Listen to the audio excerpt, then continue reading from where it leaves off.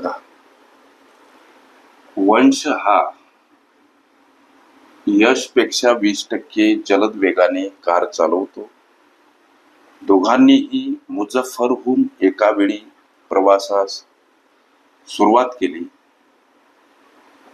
पण दुर्दैवाने वाटेत वंशची कार बिघडली आणि त्यामुळे त्याचे 2 तास वाया गेले. जर दोघेही एकाच वेळी दिल्लीला पोहोचले आणि जर मुझफ्फर ते दिल्ली हे अंतर 150 किलोमीटर असलं तर वंशचा वेग किती असा प्रश्न.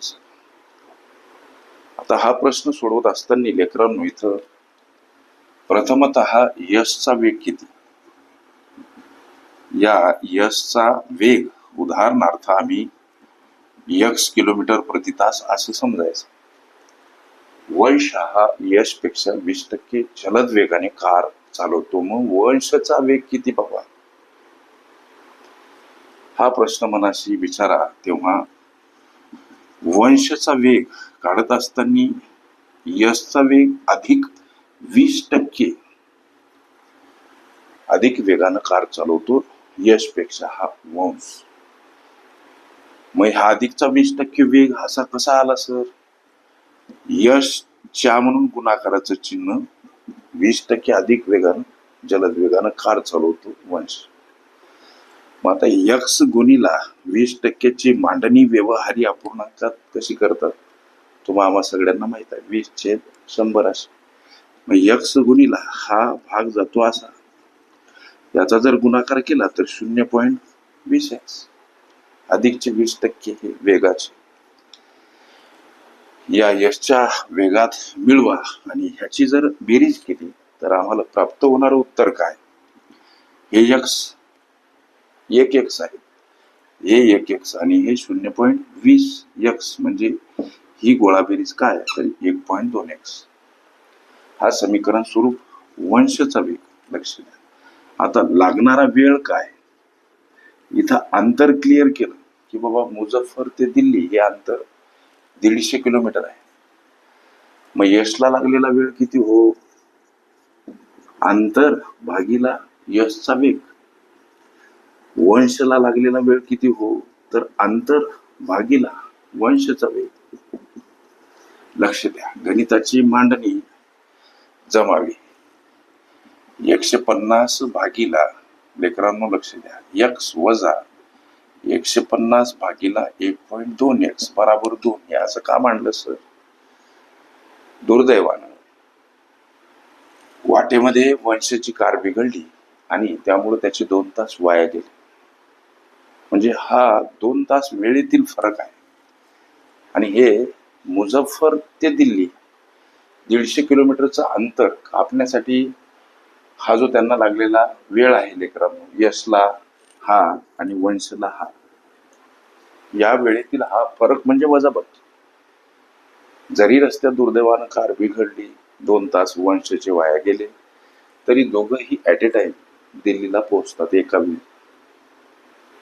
दोघांच्या ते अंतर प्रस्तुत कापण्यासाठी लागणाऱ्या वेळेतील हा फरक किती तासाचा आहे? 2 तासाचा. अशा पद्धतीची मांडणी.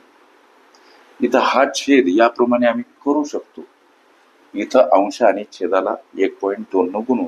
लक्ष द्या, 150 सोबत जेव्हा 1.2 गुणीला घेतले तर छेदस्थानी 1.2x वजा 150 आणि छेदस्थानी 1.2x बराबर हे 2. छेद समान होतो. मग आता पुढं हा जर गुणाकार केला लेकरांनो तर 180, आता वजा हे 150, छेद समान आहे, 1.2x समोर 2. अंशातील ही वजाबाकी 30 सर. छेदस्थानी 1.2x बराबर 2. 30ला एकटं करा, 2 कड जाताना 1.2x गुणीला स्वरूपात का मांडायची? संख्या परस्पर विरुद्ध बाजूने जाताना भागीला असेल गुणीला स्वरूपात मांडावी लागते. मग आता 30 बराबर हा गुणाकार 2.4x. आता 30 कडे येताना हे 2.4 भागीला स्वरूपात समोर x एकटे. संख्या परस्पर विरुद्ध बाजूने जाताना एखाद्या पदासोबत गुणिला असेल, भागीला असेल, गुणिला अधिक असेल, वजा असेल, अधिक अंशस्थानी असेल, छेदस्थानी असेल, अंशस्थानी मांडा. गणितीय गुणधर्म पाठ करा. या गणिताला थोडस इकडे घेतो लेकरांनो, लक्ष द्या. आता 30 छेदस्थानी 2.4 आणि समोर x आहे. छेदस्थानी असलेलं दशांश चिन्ह घालवायचं, अंशस्थानी 0 घ्या. मात्र किती? तर दशांश चिन्हानंतर जेवढी घरं तेवढी एकावर 0 असलेली संख्या. अंशस्थानी घेतली गुणिला म्हणजे छेदस्थानी असलेलं दशांश चिन्ह गायब होते. किंवा डायरेक्ट 0 सुद्धा तुम्ही वाढवू शकता. 1 0 वाढवा. लक्ष द्या, अंशस्थानी छेदस्थानी असलेलं दशांश चिन्ह घालवा. अशा पद्धतीने सुद्धा तुम्ही करू शकता. मग आता हा भाग जातो सर 12.5 न.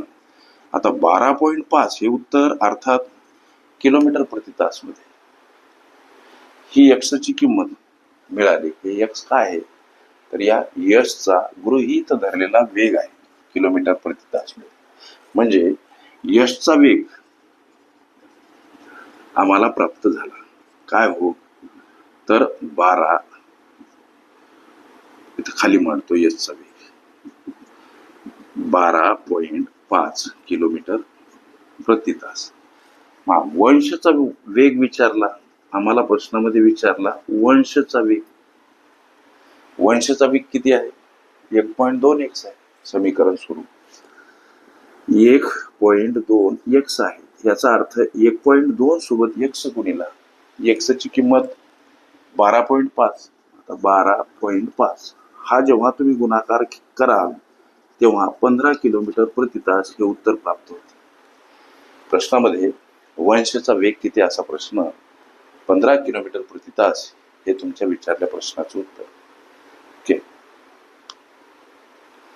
आंतर वेळ वेग आणि रेल्वे प्रश्न ह्या माझ्या प्लेलिस्ट अवश्य बघा. त्यामध्ये विविध स्पर्धकांनी विविध अंगांनी विचारल्या संभाव्य अशा असंख्य प्रश्नांचा सराव तुम्हाला